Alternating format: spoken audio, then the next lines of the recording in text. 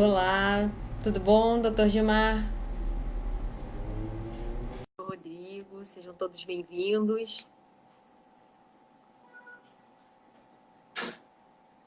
Para você, tudo bom, doutor Gilmar? Boa Tudo noite. bem? Boa tarde ainda, né? Tudo bom? Tudo bem? Tudo ótimo. Eu queria só, vamos esperar um pouquinho as pessoas entrarem. Vocês Ok. estão conseguindo ver o título da live? Porque para mim não aparece, eu tentei fixar aqui, mas eu não sei se aparece para o pessoal. Vocês Tá conseguem ver o aparecendo em título? cima. Tá aparecendo? Em cima tá. Tá. Bom, então eu vou começando aos pouquinhos que eu quero fazer uma homenagem para os professores ao tempo do pessoal ir entrando, né? Pode ser? Justa homenagem. Ok. Uma justa homenagem. Hoje, então, a gente comemora o Dia dos Professores. Aí eu fui pesquisar um pouco e entender por que dia 15. E aí eu vi que no dia 15 de outubro de 1827, Dom Pedro I, imperador do Brasil, baixou um decreto imperial que ele criou o ensino elementar no Brasil. E a data foi oficializada nacionalmente como feriado escolar pelo Decreto Federal 52.682 de outubro de 63. Só que o mais interessante é que aqui no Brasil a gente comemora o Dia dos Professores no dia 15 de outubro, mas não é a data que se comemora em outros países. No âmbito internacional, eu vi que o dia proclamado pela Unesco como Dia Mundial dos Professores foi dia 5 de outubro. E foi proclamado em 1994. A data foi escolhida para celebrar a aprovação, em 5 de outubro de 1966, da recomendação da Unesco em cooperação com a OIT do Estatuto dos Professores. Achei interessante trazer essas informações. Vou falar rapidamente duas frases que hoje eu li muito no Instagram e eu achei sensacionais para homenagear os mestres, a quem se dedica à arte da docência, que é um dom, tem que amar muito o que faz. E vou falar rapidamente para não cansar vocês. Professor é profissão, educador é missão, do professor Salomão Becker. E a segunda, ensinar não é transferir conhecimento, mas criar as possibilidades para a sua própria produção ou a sua construção, do educador Paulo Freire. Achei que essas sintetizam bem Excelente. o que os professores representam para A nós. missão, é verdade. Muito bem. E Bem vou selecionadas.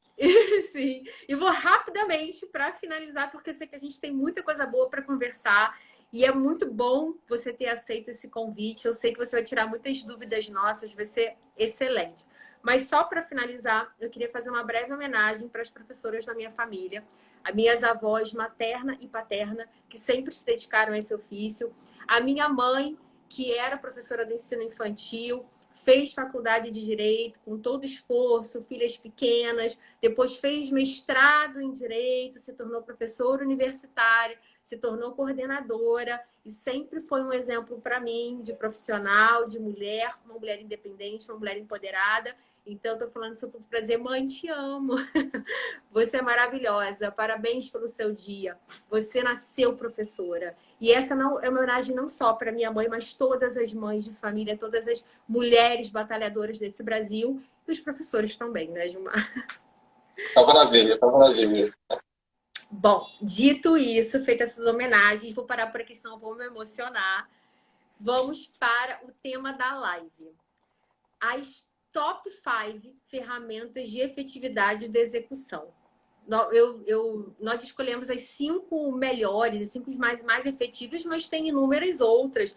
E a live, é importante esclarecer para todos que estão assistindo, é só um panorama geral. O interessante mesmo é que o advogado se aprofunde, busque cursos, invista nessa capacitação, porque é uma capacitação que traz um retorno efetivo para o seu cliente, para ele mesmo, né? Então, vamos lá. As ferramentas, as principais são Sysbajude, CCS, Sysbacen, Knib e Sinsec. Você pode falar um pouquinho sobre isso? Vamos sim. Então, como você falou, a gente tem aí talvez uns 40 convênios disponíveis, fonte aberta, fonte fechada. Talvez esses sejam aqueles em que você vai fazer uso quando a sua execução, eu tenho aquela execução parada, preciso de andamento, como é que eu vou usar? Que ferramentas eu vou utilizar? E a gente sabe que com a reforma trabalhista, o advogado se tornou o protagonista do processo, né? Eu até assisti a sua live com a doutora Samantha e ela falou a respeito lá da liquidação, do impulso oficial. E eu achei bem legal porque muitos juízes começam a flexibilizar essa regra do impulso oficial, porque, ora, se o crédito previdenciário eu executo, né, de ofício, e ele é um crédito acessório, por que eu não vou executar também o crédito principal? Achei muito legal essa colocação. E via essa matéria até num dos livros que eu tenho de doutrina abordando a mesma questão. Então, assim, eu acho que essa é uma preocupação muito grande. Eu costumo dizer que uma regra que o advogado tem que seguir de fato, a leitura do artigo 835 do CPC. Tem lá a gradação legal. Então, eu costumo dividir da seguinte forma. Do inciso 1 até o inciso 5º e o inciso 9 seria aquela pesquisa básica que a gente faz, que a gente vai falar daqui a pouquinho, do sisbajude, né, do renajude, até o imóvel. Depois a gente tem uma parte que envolve a pesquisa intermediária, que vai até o inciso 13, e depois a gente tem a pesquisa avançada, né, que a gente vai tratar dela hoje, que é a quebra de sigilo. É muito importante que o advogado estruture a sua pesquisa patrimonial.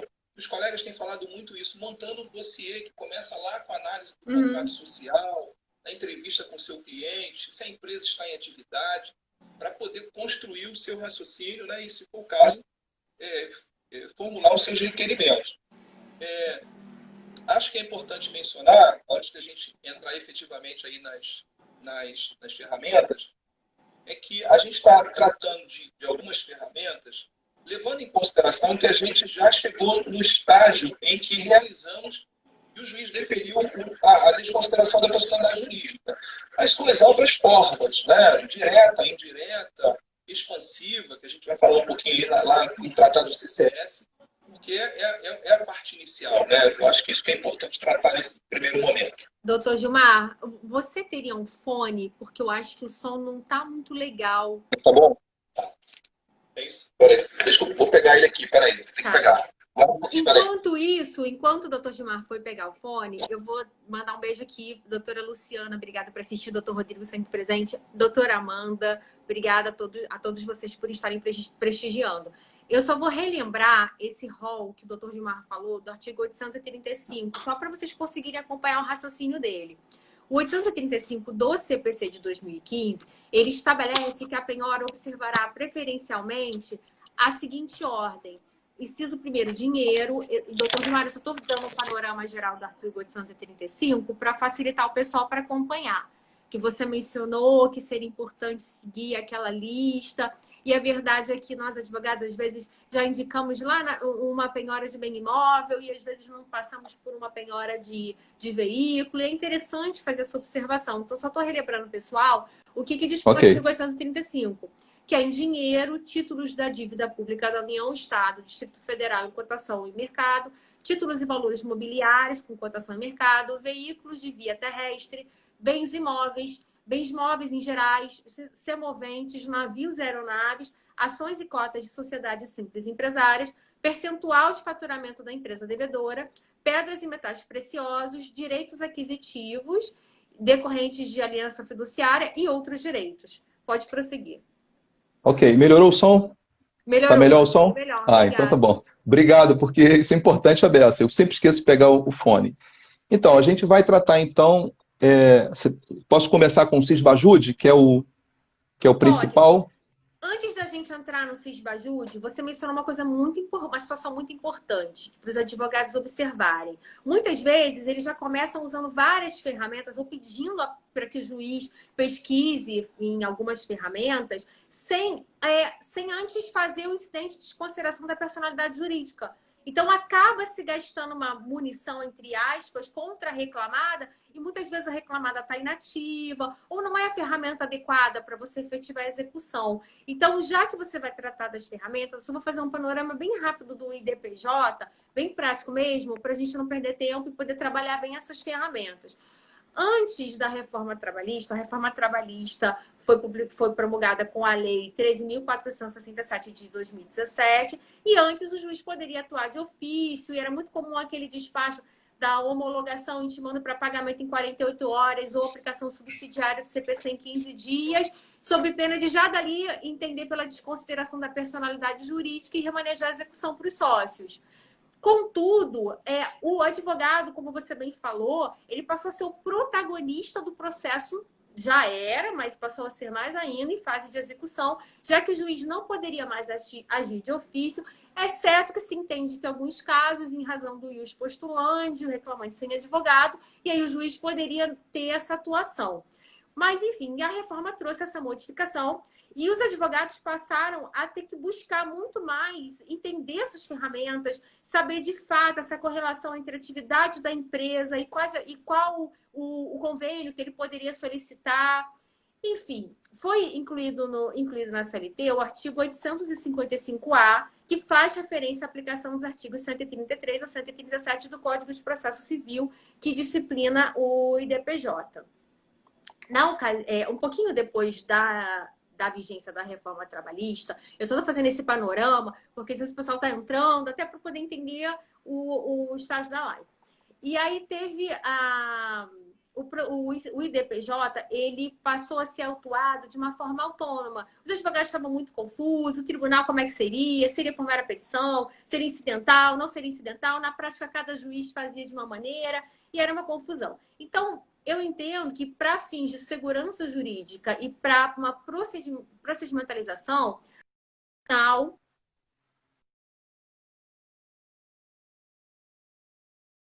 questão do ofício circular número 21 de 2018, pelo qual ele estabeleceu que o IDPJ seria autuado como procedimento autônomo. Foi uma orientação dada pela Corregedoria e no ofício circular 21 de 2018, estabelecendo que era necessário juntada de peças, inicial, sentença, num procedimento apensado aos autos principais. Mas fato é que para nós advogados era muito cansativo, desgastante ficar juntando peças e até desnecessário mesmo, peças de um processo eletrônico no outro processo eletrônico. E aí isso começou a gerar um aumento de demandas muito grande no TRT e inclusive confundindo um pouco os números, né? Porque parecia até que tinha muito mais demandas do que na prática se tinha. Então, em resposta a isso, a Corregedoria Geral da Justiça do Trabalho publicou o provimento número 1, de 8 de fevereiro de 2019, você me corrija se eu estiver errada, passou a regulamentar que o incidente tramitasse nos próprios autos.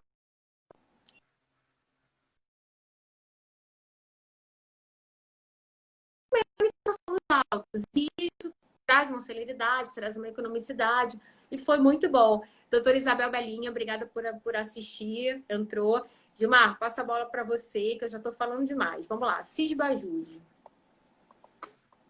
Não, mas esse panorama foi importante, porque, na verdade, é importante que o advogado compreenda isso, porque você acaba desperdiçando algumas etapas do processo quando você ainda não teve a desconsideração da personalidade jurídica. Então, tudo tem o seu momento, especialmente essas top 5 que a gente vai falar aqui a respeito. Uhum. Bom, é importante entender o seguinte, que o Cisbajude, ele é o sistema de busca de ativo do Poder Judiciário. A gente sabe que o Bacenjude foi criado por volta do ano de 2000 e a gente teve aí uma atualização em 2005, a versão 2.0. E o fato é que alguém pergunta, às vezes pergunta, poxa, mas o SABB, né, do TRT-18 não funcionava muito bem? A automação das ordens, sim, funcionava. Mas o fato é que a tecnologia do banco, ela evoluiu muito. E o que a gente sabe do lado de cá, né, de informação, é de que essa tecnologia não conseguia mais acompanhar a evolução do banco. Então foi necessário fazer essa migração para esse novo sistema. Tanto é que ele agora é hospedado lá no CNJ. Foi desenvolvido pela Dataprev e está hospedado lá no CNJ. Né? Ele tem uma arquitetura mais moderna, mas é claro, como muitos advogados têm perguntado, né, o sistema está funcionando? Na verdade, ele é um sistema que tem uma arquitetura mais moderna, mas como todo novo sistema, ele apresenta ainda alguma instabilidade. O fato é que hoje, o que eu posso dizer para você é que, pelo menos, a ordem de bloqueio bancário, ele está funcionando. Né? Ele começou a levar um prazo maior de resposta, a gente ficou preocupado, muitas não respostas, mas o sistema agora, pelo menos, se aproximou do que era o Bacenjude. Então, a gente tem resposta hoje de 48 horas e até 72 horas ainda. mas o sistema está em evolução. Então, a gente espera que a gente tenha aí melhorias no sistema daqui a pouquinho. Rapidamente, só para dizer o seguinte, o Desculpa te Sisbajud, interromper. Desculpa te interromper. Então, só para eu entender, ele está funcionando, mas não está funcionando como deveria. Então, para a ordem de bloqueio e desbloqueio, ele está funcionando. A gente faz o bloqueio. Eventualmente, acontece de uma empresa noticiar um bloqueio que para a gente aparece como não resposta. Qual é a solução nesses casos? Mandar um ofício para a instituição financeira transferir e colocar o valor à nossa disposição. São casos que têm acontecido esporadicamente, e a gente vai e noticia o CNJ para que eles façam as devidas correções. Mas eu posso dizer para você que dentro da proposta original, ele ainda tem algumas funcionalidades que vão ser agregadas até o final do ano, segundo a informação do CNJ.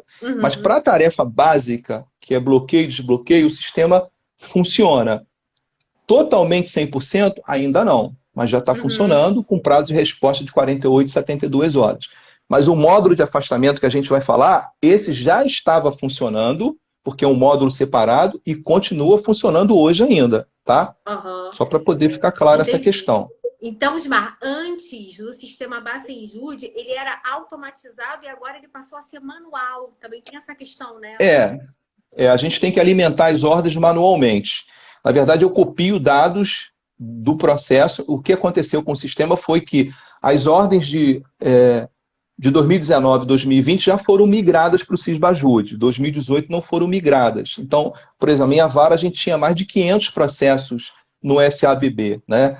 E, de repente, essas ordens de 2019 e 2020 já foram migradas, mas se eu preciso reiterar, eu preciso reiterar copiando a ordem, copiando o valor e fazendo uma a uma.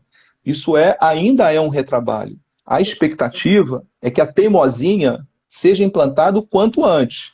A previsão era agora de meados de outubro, não sei se isso vai acontecer, mas só para você ter uma ideia, hoje o sistema, né, da forma como ele está sendo usado, a gente emite mais de 70 mil ordens no país de bloqueio.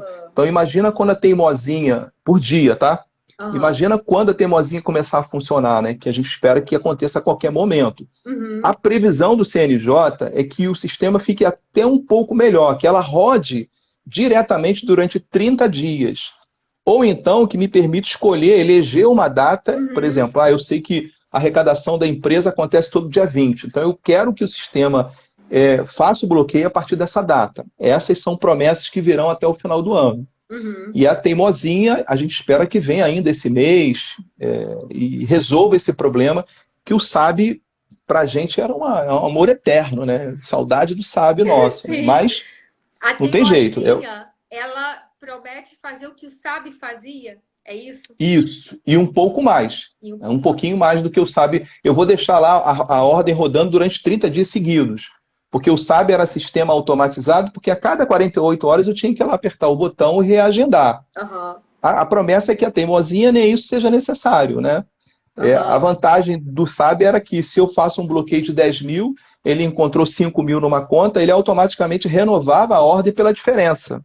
Hoje não, eu tenho que pegar a calculadora, deduzir o valor e reiterar a ordem pela diferença. E o diretor então, tem tantas coisas para fazer e ainda tem que ter mais essa atribuição. Ainda tem essa dificuldade. É muito complicado. Então a gente tem hoje, eu posso dizer, está funcionando? Está funcionando.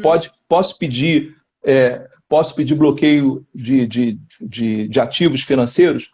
Pode pedir, que o pedido vai ser apreciado. Então ele tem um módulo de afastamento, ele tem um módulo de requisição de informações, endereço, saldo, relação de agências, e tem o bloqueio e desbloqueio. A gente vai falar daqui a pouquinho sobre afastamento, que é a grande novidade, que a gente dependia do Simba, com relatórios extensos, de difícil análise. O que eu gostaria de sugerir, então, aos advogados é assim, vai fazer um requerimento, pensa que o Sisbajud, ele tem esses 3 módulos. Então, diga para o magistrado o que você pretende. É claro que se você não disser, a gente vai entender que você pretende o bloqueio eletrônico, né? Decorrer do prazo, a gente automaticamente inicia esse processo via Sisbajud de bloqueio eletrônico.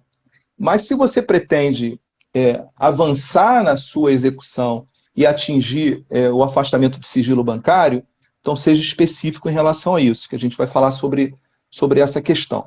Então, o que a gente espera é que o Sisbajude, só estou olhando aqui só para poder acompanhar aqui o meu script aqui, é que ele traga essas novidades todas para a gente. Uhum. Uma novidade que o Sisbajude trouxe para nós é que quando eu faço a pesquisa, determino o bloqueio eletrônico, o bloqueio de ativo financeiro, ele já vai lá na base de dados do CCS, faz uma pesquisa e me informa imediatamente se aquele CPF ou CNPJ mantém relacionamento com a instituição financeira.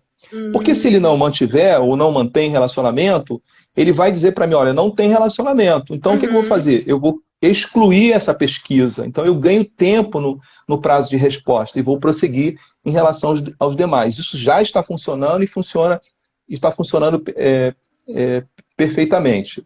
Deixa eu avançar mais um pouquinho aqui. Então, só para a gente finalizar aquele assunto do bloqueio de dinheiro, do bloqueio online. Então, nós, advogados, temos tido resposta de algumas varas, alguns magistrados dizendo que não está sendo feita, que a ferramenta não está disponível. Então, cabe sim a gente recorrer, cabe sim insistir, porque está sim, por mais que a ferramenta não esteja funcionando como deveria, ela é uma funcionalidade e ela é necessária. Então, a gente tem que sim brigar por ela, até para que o CNJ também faça as modificações necessárias e permita que tanto vocês trabalhem quanto a gente consiga efetivar por meio dessa funcionalidade, né? Isso, ótimo. Perfeito. Tem uma questão aqui dos contratos bancários. Você quer falar um pouquinho sobre isso? Eu vou entrar nele agora. A grande novidade do Sisbajude, na verdade, nos tempos finais do Bacenjude, essa funcionalidade também já estava em atividade, que é o afastamento de sigilo bancário. Hoje ela está, a gente tem a opção lá no Sisbajude, mas ele vai me remeter para um sistema separado. Ok, mas ele vai ser integrado, em breve vai funcionar dentro do Sisbajude, mas hoje ele é um módulo separado. Essa ferramenta talvez seja a melhor informação que o sistema vai nos trazer. Por quê? Porque, primeiro, que ela me dá a possibilidade de fazer a pesquisa no que a gente chama de extrato de movimentação. Qual é a vantagem desse extrato de movimentação? É claro que vou falar um pouquinho daqui a pouquinho sobre a quebra de sigilo. É claro que acessar essa informação significa que o juiz deferiu a quebra de sigilo bancário, ok? Então, se o juiz deferiu a quebra de sigilo bancário, por inúmeras razões, porque eu já esgotei as demais ferramentas, né, porque o crédito se arrasta, né, a execução se arrasta por muito tempo, o extrato de movimentação, que antes eu conseguia obter apenas através do Simba, com muita dificuldade, porque é um extrato de difícil análise, né, e o juiz só deferia quando se tratava de grandes conglomerados ou médias e grandes empresas. Agora eu consigo acessar essa informação pelo Sisbajude, ainda que nesse módulo separado. E esse extrato de movimentação, que é o que a gente chama de padrão Simba, o sistema chama de padrão Simba, ele identifica a origem e o destino da movimentação. Então é tudo que o advogado precisa, porque eu preciso analisar essas informações, né? Por que eu não consigo executar a empresa? Para onde o dinheiro está indo? Né? A gente pegou um processo nosso aqui, recentemente, e percebeu que havia várias transferências interbancárias. No mesmo dia, era como se a conta fosse um ping-pong. Então, essa informação nos permitiu levar a efetividade da execução e conseguir aí até fazer um acordo no processo, que é o que normalmente acontece. Então, esse é a extrato de movimentação, que é o número 1, o mais importante. Eu tenho também o extrato mercantil, que na verdade é um extrato que só registra entrada e saída de dinheiro. Ele pode ser uma solução mais rápida, porque ele é menos invasivo. Por que isso? Porque, às vezes, tudo que eu preciso saber por exemplo, fiz uma penhora online, a resposta veio negativa, a empresa está em funcionamento, né? Ora, por que isso está acontecendo? Será que realmente não houve entrada e saída de dinheiro nesse período? Eu posso pedir o extrato de movimentação. Esse é uma resposta mais rápida, menos invasiva, né? Não significa dizer que eu preciso saber a origem da movimentação, como é o extrato de movimentação em si, ok? Tenho também extrato de aplicação financeira, que é uma outra funcionalidade, fatura de cartão de crédito. A fatura de Uhum. cartão de crédito vai ser uma ferramenta muito útil, né, de se obter a resposta facilmente, porque eu consigo analisar transações realizadas. Até recentemente assisti uma live. Eu faço manutenção num veículo frequentemente, mas eu vou lá no Renajude e não encontro nada em nome do meu devedor. Que veículo é esse? Às vezes eu oficio Uhum. para a concessionária, ele me dá dados, elementos. Eu vou ter acesso à proposta de abertura de conta. A proposta muitas vezes traz elementos importantes para a Uhum. execução, contrato de câmbio, movimentação de câmbio, cópia de cheque e agora, mais recentemente, não está funcionando ainda, que é o extrato da conta do FGTS PIS. Discussões à parte, né? Lei 8.036, lei Aham. complementar sobre impenhorabilidade, já alguns juízes deferem, sim, relativizando a regra e permitem, sim, o bloqueio do saldo do FGTS ou do PIS. Mas vamos deixar isso para lá. O fato é que o sistema vai me dar essa resposta prontamente, o que vai facilitar bastante a análise dos meus processos. Deixa eu tirar uma dúvida com você. O afastamento bancário, essas ferramentas que você está falando, inclusive o afastamento bancário, são interessantes de serem utilizadas, então, após o IDPJ, certo? Sim. Ok. E é interessante para a gente também tentar descobrir um sócio oculto, ou fazer até um IDPJ inverso. É uma ferramenta que é interessante para isso também? Então, a ferramenta melhor para o IDPJ, no caso da expansiva, né, do sócio oculto, é o CCS, que a gente vai falar daqui a pouquinho. Tá. Então, assim, eu já fiz o CCS no meu processo, tenho elementos suficientes para pedir ao juiz a instauração do IDPJ, desconsideração expansiva, né? E aí, com base nesses dados, aí vale a pena, sim, eu pedir o afastamento do sigilo bancário, para saber que movimentação é essa que o sócio oculto realiza, por exemplo. Mas Uhum. vale a pena seguir esse regramento aí de tentar a desconsideração para que quando eu fizer a pesquisa, eu já faça a pesquisa no CNPJ e no CPF do sócio também, para obter a Perfeito. resposta e analisar da Perfeito. melhor forma. Com relação às dúvidas, você prefere que eu coloque ao final, que eu faça ao final, ou a gente já vai tirando, conversando? Vamos tentar aqui administrar esse tempo. Se forem poucas e a respeito, acho que a gente pode aproveitar a Eu acho oportunidade. O que a afastamento. doutora Ana Foi, deu uma travadinha para mim. A doutora Ana perguntou que foi. esses extratos poderão ajudar na efetividade da execução. Então, na verdade, eu acho que, até comentei a respeito aqui de um processo nosso, deixa eu pegar aqui de um processo que a gente analisou. Quando a gente recebeu o extrato no padrão Simba, o que a gente percebeu foi que havia movimentações. Quando eu comecei a identificar a origem do dinheiro, né, o destino do dinheiro, eu identifiquei no extrato bancário algumas siglas, algumas rubricas, tipo TED-SPB. Depois eu fui descobrir que era uma transferência interbancária. Para onde estava sendo realizada essa transferência interbancária? Aí, como o relatório me indica qual é o destino daquele TED, eu pude ir em cima dessa empresa, para que ela, se por acaso é uma prestadora de serviço, às vezes uma empresa de factoring, por exemplo, ou Uhum. intermediadora de pagamento, pedir o bloqueio do executado. E a gente conseguiu, com base nessas informações que estavam no extrato de movimentação, o processo acabou resultando num acordo. Identificamos também algumas transferências, chamada CR transferência, que é um depósito identificado. Para onde eram, quem realizava esses Uhum. depósitos na conta do executado? DB transferência, né, indicando possivelmente transferência entre contas da mesma titularidade. O fato é que essa análise de destino, depois que você consegue isolar, e a vantagem desse extrato agora novo, no padrão Simba, é que ele não é difícil de você analisar. Então ele aparece a movimentação e aparece o destino. Quem é essa pessoa que está recebendo o crédito do meu executado? Porque nesse processo nosso, por exemplo, a penhora online, a execução era de 500 mil. A gente só conseguiu penhorar cento e poucos mil reais. E o extrato indicava uma movimentação significativa na conta, através Uhum. dessas operações. Então, essa, para mim, é a ferramenta mais valiosa que o Sisbajude trouxe de novidade. Bem interessante. Muito bom para a gente saber disso. E ele complementa também o CCS? Ou você acha que ele é prévio? Ou eu posso pedir os dois?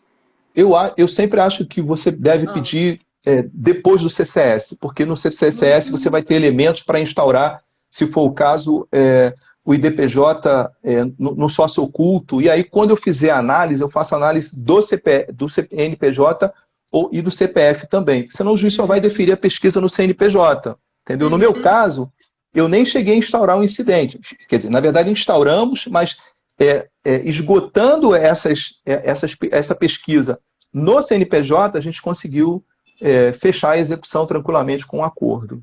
Perfeito. E eu queria tirar uma dúvida com você. Como é que são bloqueados esses ativos que não são atingidos pelo Sisbajude? O que a gente pode esperar assim, dessas fintechs, dessa situação?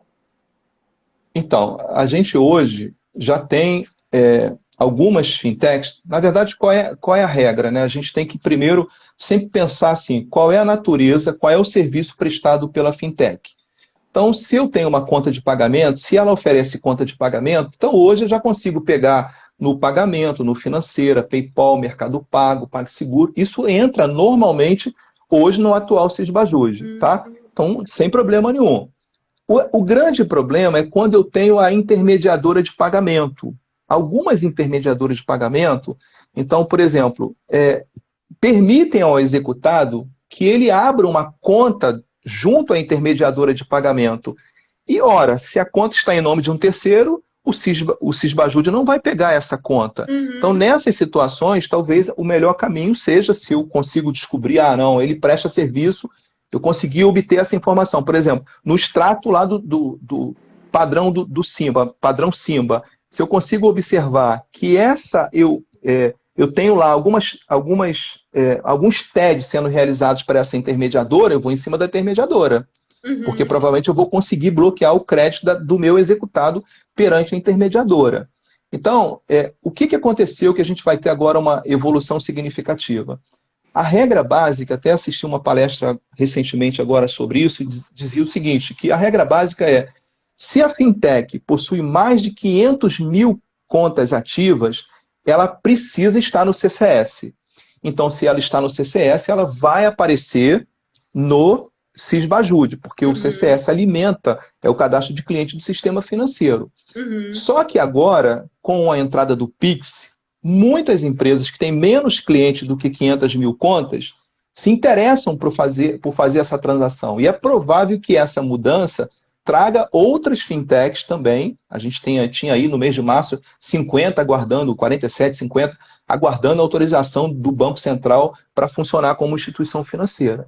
Então, resumindo, se conta de pagamento, hoje eu pego tranquilamente, né? Eventualmente, se ela é uma empresa que só oferece cartão de crédito, eu não consigo pegar porque ela não está no CCS ainda. A promessa é que o Sisbajude faça a inclusão de novos ativos financeiros aí na sua base de dados também. Perfeito. O doutor Rodrigo perguntou aqui, caberia intimação da intermediadora para depositar o valor ou não? E aí eu vou complementar a pergunta dele. Essa intimação seria por ofício? Seria pelo próprio sistema? Isso é viável? Como é que a gente tem feito em épocas de pandemia, né?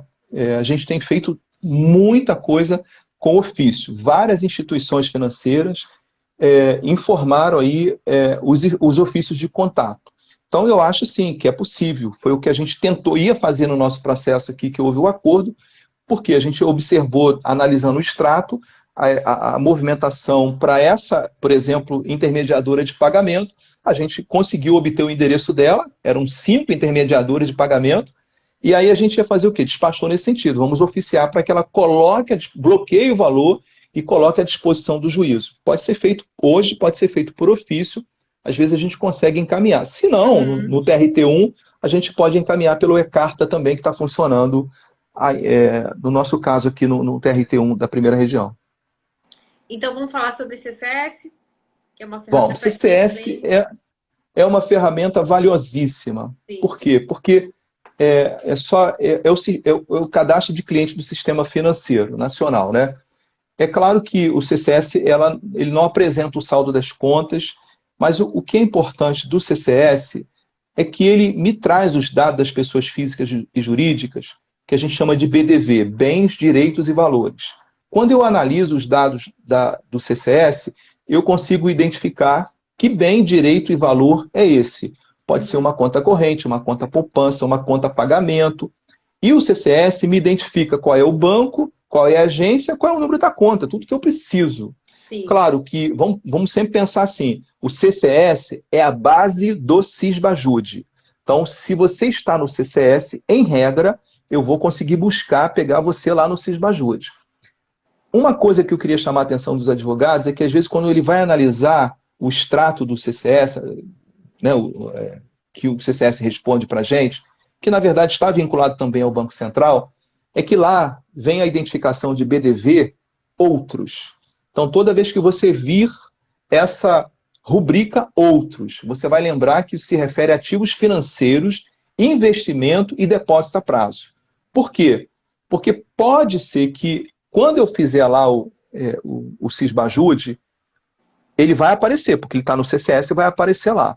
Só que a gente deve lembrar que, a partir de um determinado momento, a partir do ano passado, o na época o Bacenjude começou a trabalhar com códigos de ativos não precificáveis, né? Então, esses códigos vão aparecer no relatório do Sisbajude.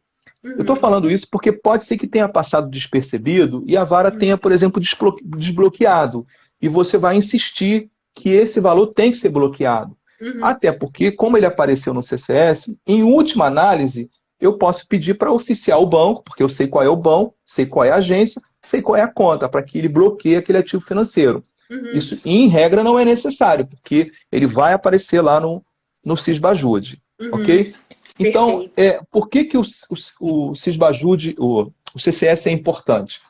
Porque o cadastro de cliente do sistema financeiro, ele me identifica quem são as pessoas que estão autorizadas a movimentar a conta bancária.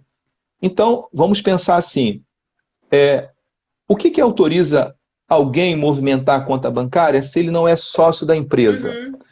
Você pode falar assim, ele pode ser um empregado. Pode, mas a experiência mostra que 99% dos casos ele não é empregado, ele é um sócio oculto ou um sócio de fato.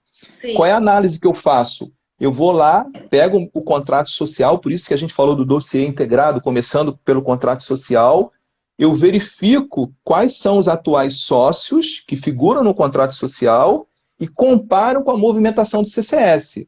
Ora, se aparece alguém movimentando a conta da empresa que não integra o quadro societário, em tese, ele é um sócio oculto ou sócio de fato.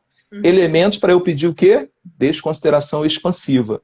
E aí, prosseguir a execução. Então, essa é uma ferramenta valiosíssima, que não pode passar despercebida, né? Tem que ser uma ferramenta utilizada pelo advogado. Ela já liga um alerta justamente para direcionar o advogado, munido de outras informações também, não só essa, porque realmente pode ser de um administrador, não necessariamente é uma fraude, mas já um indicativo ali para um caminho que o advogado vai seguir. Isso.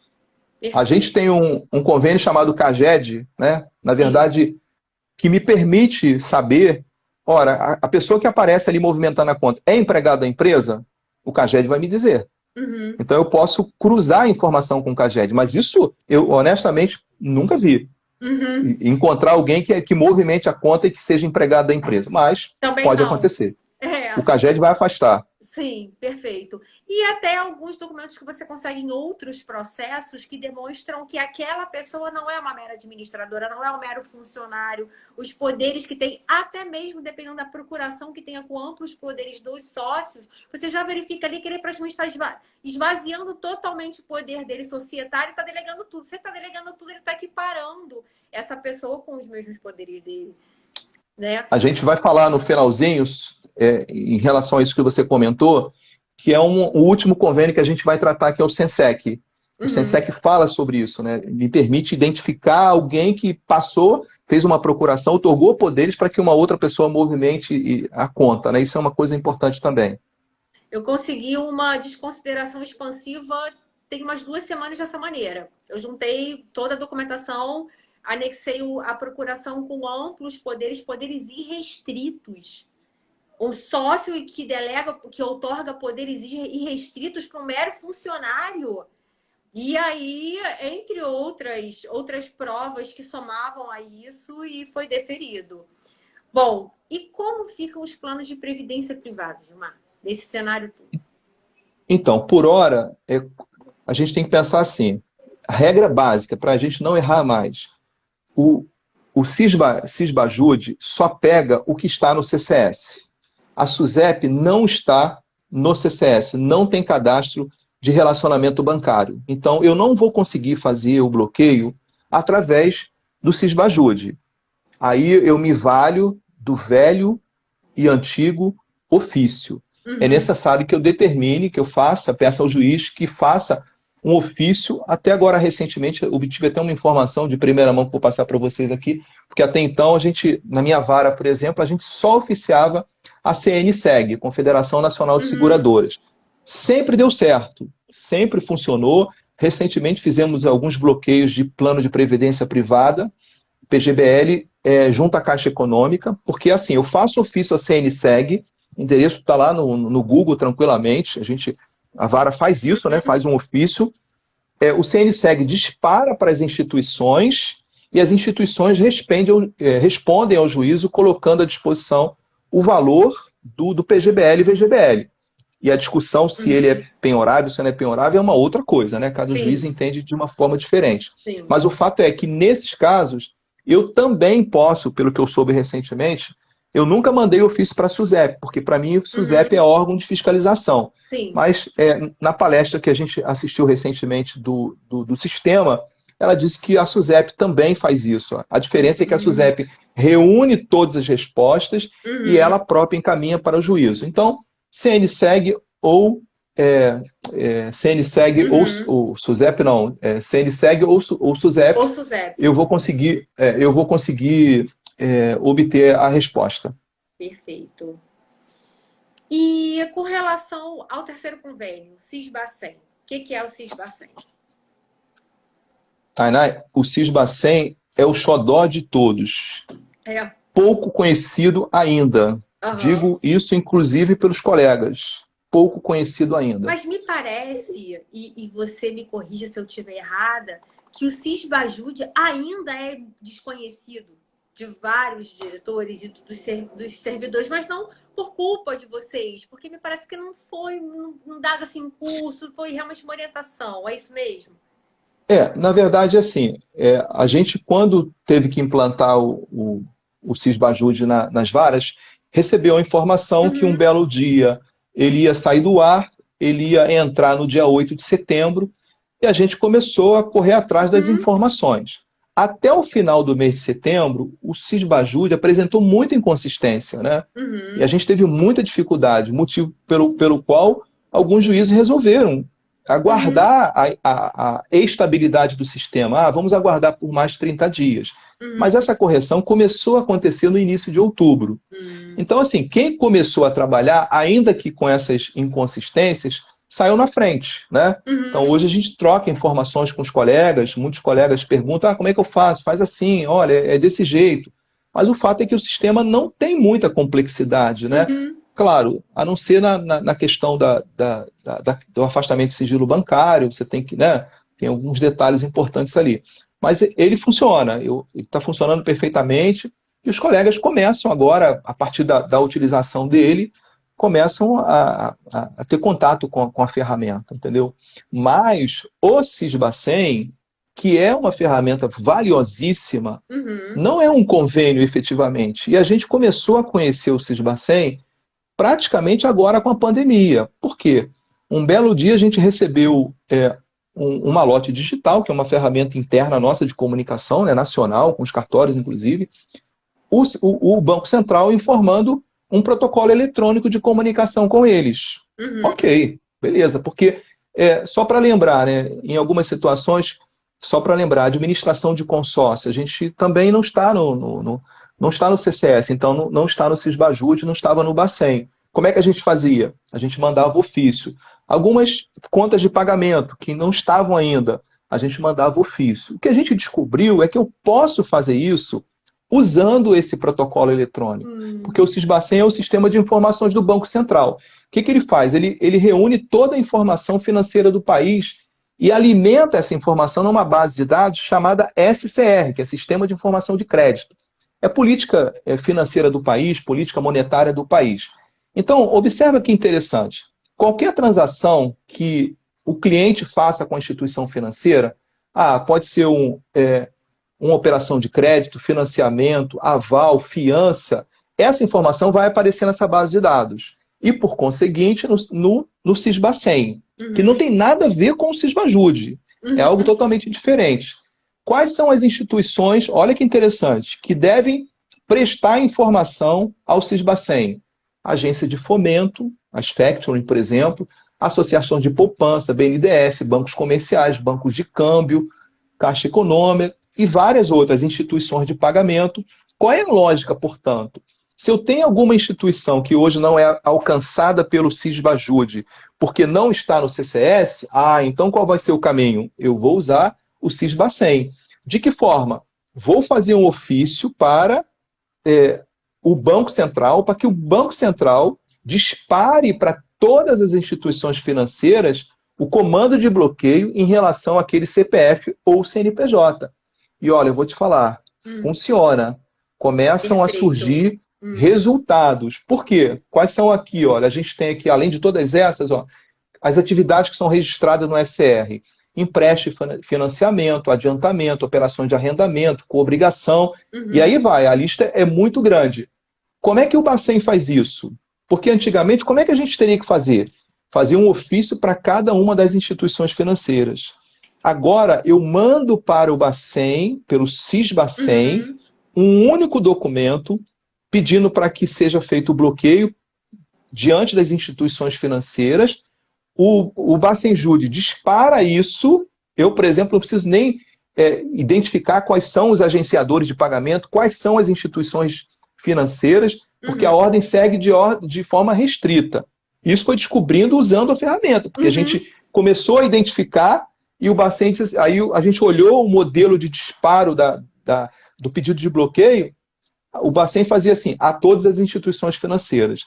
Dispara pelo correio eletrônico, então ele também não faz isso por papel, e as instituições financeiras começam a responder para a gente se tem ou não crédito. A resposta, via de regra, é assim, eu não tenho, eu tenho recurso ou ativo de qualquer espécie vinculado ao CPF ou CNPJ.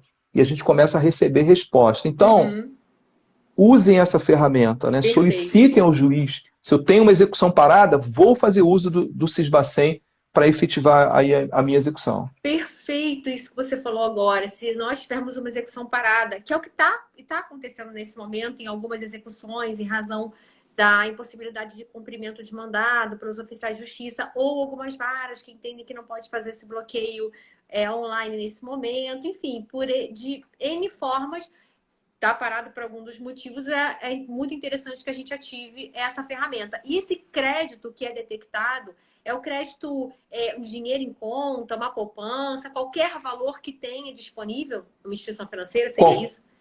Qualquer valor, de qualquer natureza. O que é legal do Sisbacen, a meu ver, é que em algumas situações eu fico pensando o que o Sisbajude pega e o que o Sisbajude não pega. A gente já falou que a regra básica é o que está no CCS, relacionamento financeiro, vai aparecer lá no Sisbajude. Mas às vezes eu não sei, será que vai pegar, será que não pega? Vai pegar uma intermediadora de pagamento, por exemplo? Não, provavelmente não. Claro que isso não significa dizer que aquele extrato, né, num padrão SIMBA é muito importante para o advogado, né, porque ele vai direto na fonte. Mas eu posso tentar, via Sisbacen, para que o juiz oficie, então, através do Sisbacen, a todas as instituições financeiras que fazem parte dessa base de dados chamada SCR e verifiquem se aquele CPF ou CNPJ possui algum ativo financeiro que possa bloquear e colocar à disposição do juízo. E funciona. Perfeito. Você só está dando dica ótima para a gente. Eu com certeza vou colocar essa em prática ainda amanhã. Hoje não. Mas pode fazer. Vou, e depois eu vou dar um feedback sobre isso. Importante. O que você acha da gente começar a falar um pouco sobre a quarta ferramenta, que é o KNIB? Vamos falar. Eu costumo chamar essas ferramentas de S ao quadrado e C ao cubo, né? Porque elas têm QNIB, SENSEC Aham. e tem uma outra aí, né? Alguma coisa assim. Então, o QNIB é uma ferramenta, primeira coisa, ela é de uso obrigatório pelas varas. É um provimento CNJ. Uhum. Então, nas nossas correções, aqui a nossa corregedora, a doutora Mary, que é excelente, ela tem um cuidado, se preocupa com a Aham. execução e pergunta sempre como é que estão os convênios. Sim. A gente tem um treinamento muito grande aqui no TRT da primeira região pela corregedoria. Então, é uma ferramenta de uso obrigatório. Então, dificilmente você vai encontrar alguns vídeos dizendo que não usa a ferramenta, porque é uma ferramenta que está disponível. Assim Uhum. como está o Arisp também, que a gente não vai tratar dele hoje por conta do tempo. Aham. Mas o QNIB, na verdade, é a Central Nacional de Indisponibilidade de Bens. Eu acho que é interessante sempre que você... Porque, assim, quando eu vou fazer a pesquisa no InfoJude, uma das modalidades de pesquisa que eu tenho lá é a DOI, Declaração de Operações Uhum. Imobiliárias. Eu gosto sempre de mencionar que vale a pena primeiro eu consultar a DOI, porque a DOI, todas as transações imobiliárias, e aí, por que eu estou dizendo isso? Porque o QNIB ele só alcança as transações que estão registradas no RGI. Então, quando eu vou lá na DOI, a DOI tem tudo, tem doação, tem Uhum. seção de direitos hereditários. Eu dou uma olhada nessa transação imobiliária e pode ser que por ali eu consiga resolver a questão, porque ainda alguns juízes consideram que o QNIB é uma medida típica. Né? A típica seria aquelas que estão previstas no CPC e atípicas que não Uhum. estão, né? Que você tem algumas implicações. Então, Uhum. eu vou olhar na DOI. Olhei na DOI, vou tentar o caminho pela DOI. Qual é a vantagem do QNIB? É que todas as ordens que são emitidas, que passam pelo cartório, pelo RGI, no início do expediente, no final do expediente, os cartórios precisam observar se existe alguma ordem emitida via QNIB. Então, se tiver, ele já faz a indisponibilidade daquele Uhum. imóvel na sua matrícula.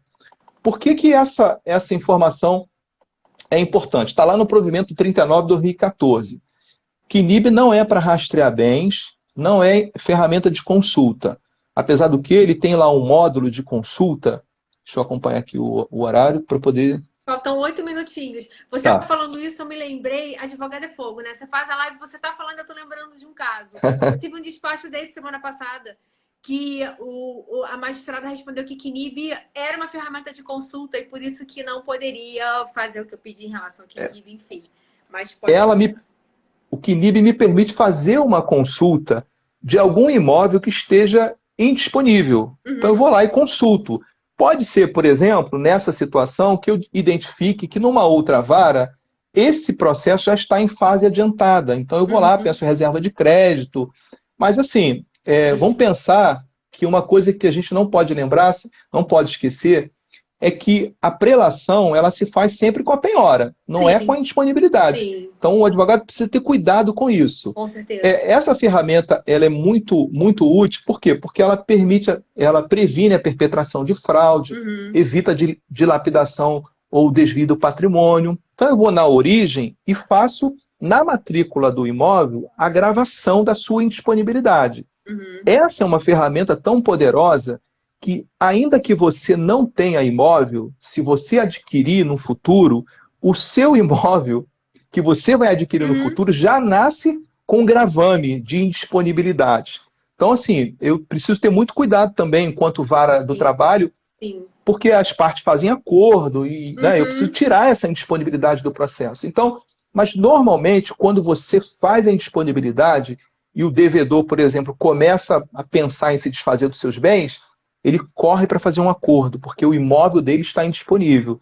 Quem vai querer? Até porque o adquirente não vai poder alegar boa-fé, Uhum. já que o imóvel já está indisponível. O Perfeito. importante para o advogado, só para a gente poder arrematar o QNIB aqui, Uhum. é que ele lembre que a prelação não se faz com a disponibilidade. Então, obtive a informação, o QNIB vai me dar a matrícula do imóvel. Eu vou usar um outro convênio chamado Arisp, que a gente tem convênio, para obter a certidão de matrícula desse imóvel, para prosseguir com a execução. Vou mandar fazer a penhora desse imóvel, o oficial vai avaliar e eu vou prosseguir regularmente. Então, precisa ter cuidado com essa informação, mas com esse método de trabalho para não perder o Sim. imóvel. Então, Então vale a pena. tem que ser registrada a indisponibilidade e a penhora. Porque se não registrar só Então, a indisponibilidade, o advogado acaba se garantindo nisso, então, mas quando... não existe essa preferência. Não, perfeito. O importante é saber que o ARISP, aí, só fugindo um pouquinho, o ARISP, depois que o imóvel é penhorado, o oficial foi no local, o ARISP que a gente tem acesso permite também averbar a penhora na matrícula do imóvel. Então ele vai ficar com a indisponibilidade do QNIB e a penhora que vai garantir ao advogado a sua prelação. É importante ressaltar essa informação. Uma dúvida super rápida, porque nós só temos 5 minutos. Vamos supor que o advogado não saiba se aquele executado tem algum imóvel. Eu posso pedir para o magistrado para que ele lance em disponibilidade em qualquer imóvel que tenha registrado no CPF daquele executado ou no CNPJ? Sim. Perfeito. Sim. Só lembrando que o ARISP, que a gente tem acesso aí, se eu não me engano, a 13 regiões do país, né? Aqui, por exemplo, a gente só não tem Minas. É importante lembrar que o ARISP me permite fazer a consulta pelo CPF ou pela matrícula do imóvel. Perfeito. Então eu posso, antes de ir no QNIB, se ele indeferir, pede o ARISP, porque eu faço a consulta também. Perfeito. Essa live está maravilhosa e eu vou assistir várias vezes porque foram muitas dicas.